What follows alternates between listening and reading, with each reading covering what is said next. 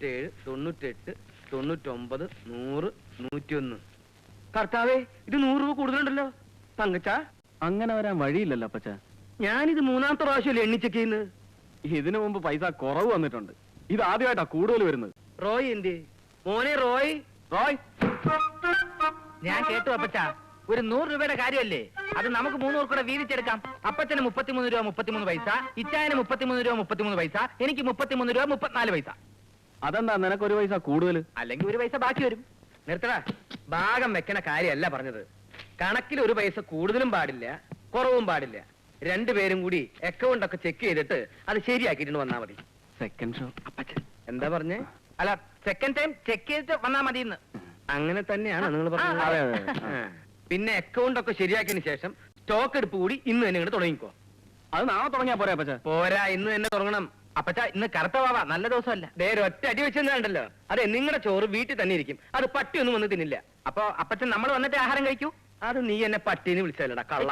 നിന്നെ ഞാൻ വീട്ടിലേക്ക് വാ, വീട്ടിലേക്ക് വന്ന് ശരിയാക്കി തരാം. ഞാൻ അങ്ങനെ ഉറങ്ങൊന്നുമില്ല. നിനക്ക് ഇന്ന് 2 തന്നിട്ടുള്ള കാര്യമുള്ളൂ.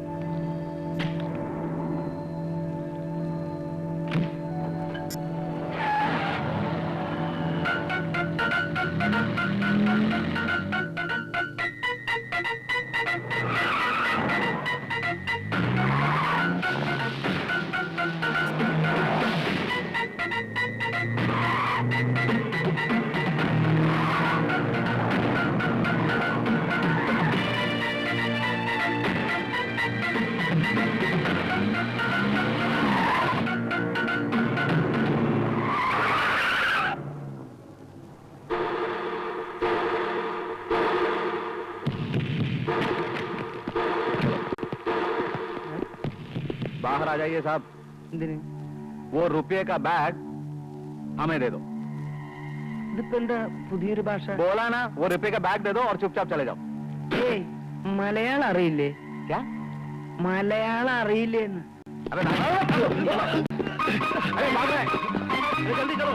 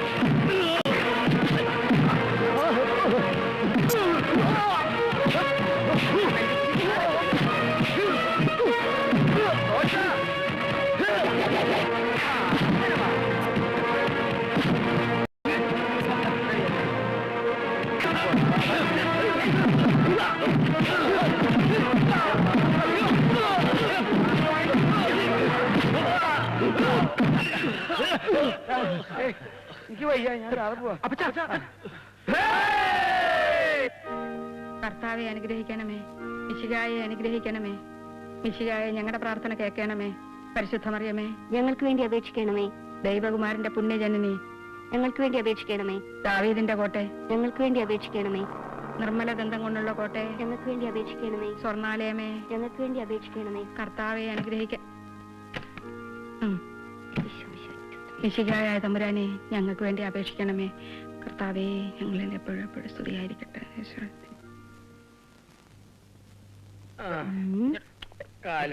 മുതലാളി ഇന്നും നല്ല കണ്ടീഷനിലാ വരവ്. എന്നതാ ഇത്? എന്റെ കർത്താവെ, ഇതിയാനെ കൊണ്ട് ഞാൻ തോറ്റു. ഇനി മേലെ കുടിക്കില്ലാന്ന് പറഞ്ഞ് സത്യം ചെയ്തേച്ചല്ലേ ഇന്ന് കാലത്തെ തുണിക്കടയിലോട്ട് പോയത്. ശവത്തി കുത്താതെ അമ്മച്ചി. അപ്പച്ചൻ ബ്രാൻഡി വാങ്ങിക്കാനായിട്ട് ബാറിലോട്ട് പോകുന്ന വഴി അജ്ഞാതരായ ഒരു സംഘം ഗുണ്ടകള് അതിദാരുണമായി ആക്രമിച്ചു. എന്റെ ഈശോയെ, എന്നിട്ട് വല്ലതും പറ്റിയോ? പേടിക്കാൻ ഒന്നുമില്ല, ഒന്നും പറ്റിയിട്ടില്ല അമ്മച്ചി. എന്തിനയച്ചായ കള്ളം പറയുന്നത്? ഞങ്ങൾ തക്ക സമയത്ത് ചെന്നില്ലായിരുന്നെങ്കിൽ അവന്മാരെല്ലാം കൂടി അപ്പച്ചനെ ഇടിച്ച് കൊന്നേനെ. ദാടാ, എന്ന് പറഞ്ഞാ പിന്നെ അപ്പച്ചൻ അങ്ങനെ വല്ലതും സംഭവിച്ചു പോയിരുന്നെങ്കിൽ അമ്മച്ചിക്ക് ഉണ്ടാകുന്ന ദുഃഖം അപ്പച്ചൻ ഒന്ന് ആലോചിച്ച് നോക്കിയേ. നമ്മളെല്ലാവരും കൂടി അനാഥരായി അപ്പച്ചന്റെ കുഴിമാടത്തിൽ എന്നും വിളക്കും കത്തിച്ച്. എന്റെ കർത്താവേ, എന്റെ പിള്ളേരുടെ എടി നിർത്താൻ, നിർത്തടി, എടി നിർത്ത്. ഞാൻ ജീവിച്ചിരിപ്പില്ലേ? അപ്പച്ചൻ ശരീരം വേദന എന്തെങ്കിലും ഉണ്ടോ? അങ്ങനെ ഉണ്ടെങ്കിൽ ചാരായത്തിൽ പച്ചമുട്ട എടുത്ത് കലക്കി കുടിച്ചാൽ മതി, മാറും. ഈ നേരത്തിന് ചാരായ എവിടുന്ന് കിട്ടാനാ? കിട്ടുമോ? മനസ്സിൽ വെച്ചാ മതി. അയ്യടാ, ഇനി അതിന്റെ പേരും പറഞ്ഞ് ചാരായം കുടിക്കാവുന്നതായിരിക്കും. ചാരായൊന്നും വേണ്ട അപ്പച്ചാ. 3-4 കാഞ്ഞിരം കുരുവും 4-5 പാവയ്ക്കയും കുറച്ച് ഇഞ്ചിയും കൂടെ ആവണക്കെണ്ണയിൽ അരച്ച് കലക്കി കുടിച്ചാൽ മതി. അത് നിന്റെ അപ്പം കുടിക്കും. അതന്നെ ഏതെന്നെ? അവൻ പറഞ്ഞത് നേരാ. തലയ്ക്ക് സുഖമില്ലെങ്കിൽ എന്താ ചെയ്യാ, ഭാര്യ ആയാലും അല്ലേ?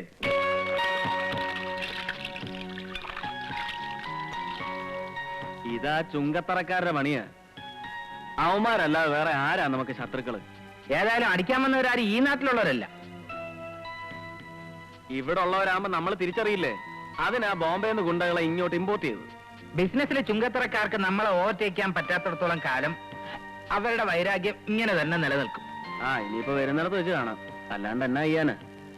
അല്ലേ ചായ, നമുക്ക് സ്വയരക്ഷയ്ക്ക് ഒരു പെർമനന്റ് ഗുണ്ടാസംഘം ഉണ്ടാക്കിയാലോ? Inchakkadan black cat commandos.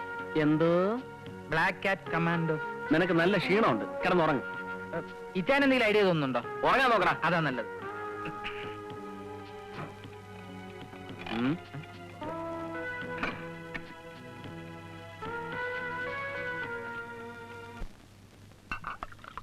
മതി, നീ വന്നേരെ.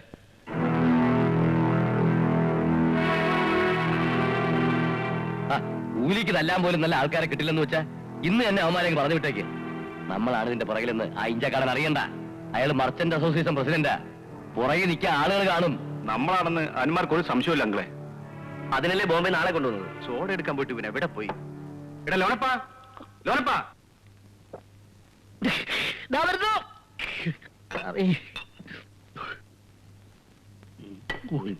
നീ എന്താടാ ലോനപ്പ ഇങ്ങനെ കിടന്ന് ഓടുന്നത്? സോഡ വെക്കുന്ന ആസ്ട്രോ എടുക്കാൻ വന്നതാ. ഉടുക്കലത്തെ ഒരു കുടി. എത്ര നേരമായി ചോറും വിളമ്പിച്ചോണ്ട് കാത്തിരിക്കുന്നത്? അവരെന്നതാണ് ഇത്രയും പറഞ്ഞുകൊണ്ടിരിക്കുന്നത്? അവര് ഇഞ്ചക്കാട്ടുകാരെ തറവെത്തിക്കുന്ന കാര്യം പറഞ്ഞുകൊണ്ടിരിക്കുക. അപ്പച്ചന്റെ ജോലിക്കാരനായിരുന്ന ഈ ഇഞ്ചക്കാരൻ ഇപ്പൊ വലിയ മുതലാളിയായപ്പോ നമ്മളോട് മത്സരിക്കാൻ വന്നിരിക്കുക. പണ്ട് ഇച്ചായൻ ചരക്കെടുക്കാൻ ബോംബേക്ക് പോകുമ്പോ ഇവനെ കൂട്ടിന് കൊണ്ടുപോയപ്പോഴേ ഞാൻ പറഞ്ഞതാ സൂക്ഷിക്കണമെന്ന്. അന്നവൻ വെറും മത്തായി. ഇന്നവന് കാശുണ്ടായപ്പോ ഇഞ്ചക്കാടൻ മത്തായി. ഇഞ്ചക്കാടൻ മത്തായി. അവന് ബുദ്ധി ഉള്ളതുകൊണ്ടാണ് അവൻ കാശുണ്ടാക്കിയത്. നിനക്കൊക്കെ ബുദ്ധി ഉണ്ടാക്കി നീ ഉണ്ടാക്കടാ. ഓരോരുത്തർക്ക് വിധിച്ചതേ അവനവന് കിട്ടൂ. അല്ലാതെ വെട്ടിപ്പിടിക്കാൻ നോക്കിയിട്ടൊന്നും കാര്യമില്ല. മതി കുടിച്ചത്. ഒന്നുമല്ല കഴിക്കാൻ നോക്ക്. അതിനിവിടെ കഴിച്ചോണ്ടിരിക്കുവല്ലേ?